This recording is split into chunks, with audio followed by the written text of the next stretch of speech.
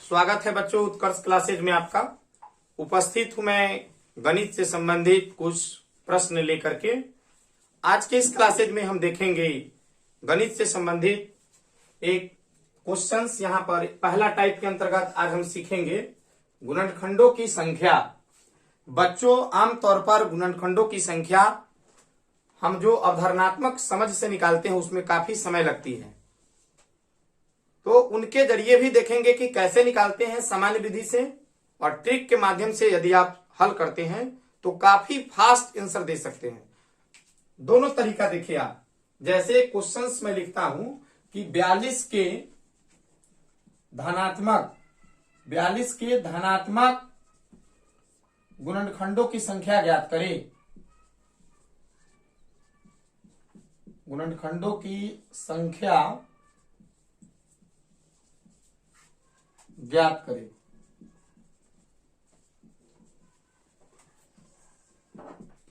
तो सबसे पहले 42 लिख दे। 42 लिखने के बाद इसको छोटे से छोटे प्राइम फैक्टर्स में तोड़े। इतना तोड़े कि इसके बाद ये संख्या नहीं टूटे। तो ये संख्या सबसे पहले देखे कि किसके टेबल में है। तो यहां पर देखेंगे कि 6 सत्ते 42 और 6 अभी और टूट रहा है, तो 2 को 3 से गुना करेंगे तो 6 आ जाएगा और फिर गुना 7। जिन बच्चों को 42 नहीं तोड़ने आ रहा है, साइड में इन संख्याओं को लिख करके पहले तोड़ ले। तो सबसे पहले 2 से करेंगे तो 21 हो जाएगा, इसका आधा, चूंकि 2 से भाग दे रहे हैं, और फिर 3 से दे दीजिएगा तो 3 सत्ते 21, यानी 2 गुना 3 गुना 7 लिख सकते हैं। ये अगर यहां पर उल्टा भी हो जाए तो कोई दिक्कत नहीं है। यहां पर मूल बात ध्यान देना है कि गुणनखंड की संख्या निकालते समय यहां ध्यान देना है कि पावर में हमें पावर से केवल मतलब है। पावर में जितना भी पावर हो उसमें 1 ऐड गुना करके इन सभी चीजों को ज्ञात करते हैं। तो हमें बेस से कोई मतलब नहीं है, मतलब केवल पावर से है। यहां पावर सबकी कितना है, 1 है, तो हम अपने मन से इसमें 1 ऐड और कर देंगे। तो 1 में 1 जुड़ जाएगा तो क्या हो जाएगा, 2 हो जाएगा। फिर 1 जुड़ जाएगी तो यहां भी क्या हो जाएगी, 2 हो जाएगी।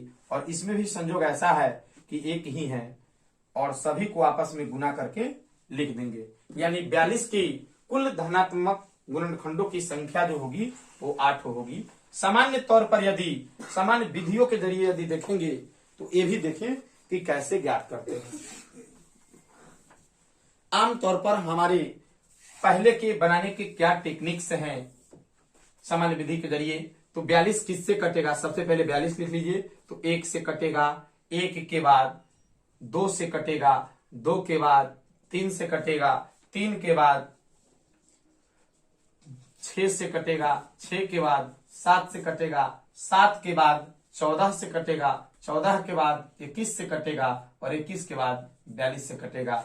यानी 1 2 3 4 5 6 7 8, यानी कुल धनात्मक गुणनखंडों की संख्या 8 हुई।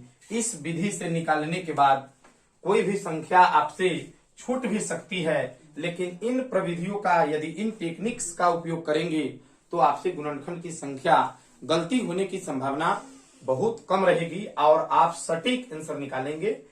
अब इन चीजों को आपने देखा होगा, इस पर आधारित एक छोटी सी और भी क्वेश्चंस मैं सिखाने का प्रयास करता हूं।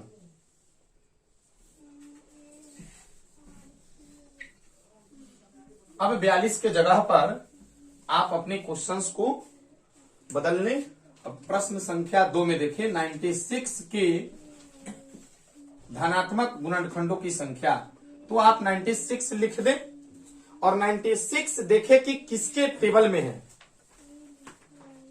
तो जितना ये 2 टेबल में दिख रहा है, 12 के टेबल में भी है और 16 के टेबल में भी है। आप किसी भी तरीका से इसको छोटे से छोटे प्राइम फैक्टर्स में तोड़े।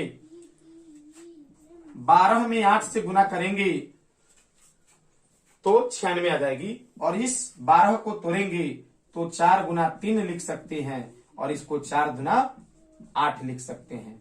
बच्चों, सबसे मूल बात जो ध्यान रखना है कि क्या ये संख्या और टूटेगी या नहीं, तो यह टूटेगा।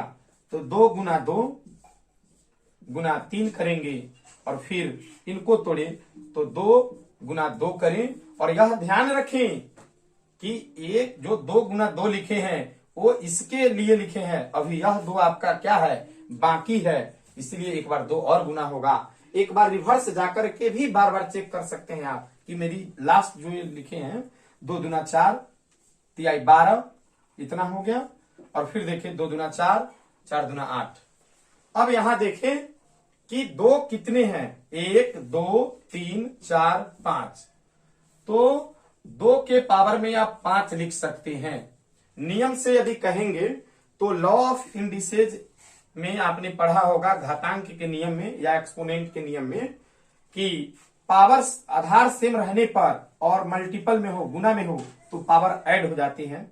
इन्हीं कामों को किया गया है। लेकिन शॉर्ट विधि में समझेंगे कि 2 कितने बार है, तो 1 बार 2 बार 3 बार 4 बार और 5 बार। तो 2 के पावर में 5 कर दिया गुना। अब 3 कितना बार है, तो 3 1 बार है, तो 3 के पावर में 1। आपको मूल रूप से ध्यान रखना है कि गुणनखंड की संख्या ज्ञात करते समय हम गुणनखंड कैसे ज्ञात करते हैं। बच्चों, हमें केवल पावर से मतलब होता है, हमें केवल पावर से मतलब होती है। तो यहाँ पर 5 के बदले में हम यहाँ प्लस ऐड हमेशा पावर में 1 करते हैं। यहाँ 5 है तो 6 हो जाएगा। यहाँ 20 होता तो हम 21 करते, 22 होता तो 23 करते। निश्चित तौर पर पावर में 1 प्लस ऐड करने के बाद ये 6 हो गई, और यहाँ 1 है तो यहाँ क्या हो गई, 2 हो गई, यानी 6 दूना 12। यानी 96 में, संख्या 96 में कुल धनात्मक गुणनखंडों की जो संख्या होगी वो 12 होगी। इसी टेक्निक के माध्यम से आप बहुत जल्द निकाल सकते हैं। तब तक के लिए धन्यवाद।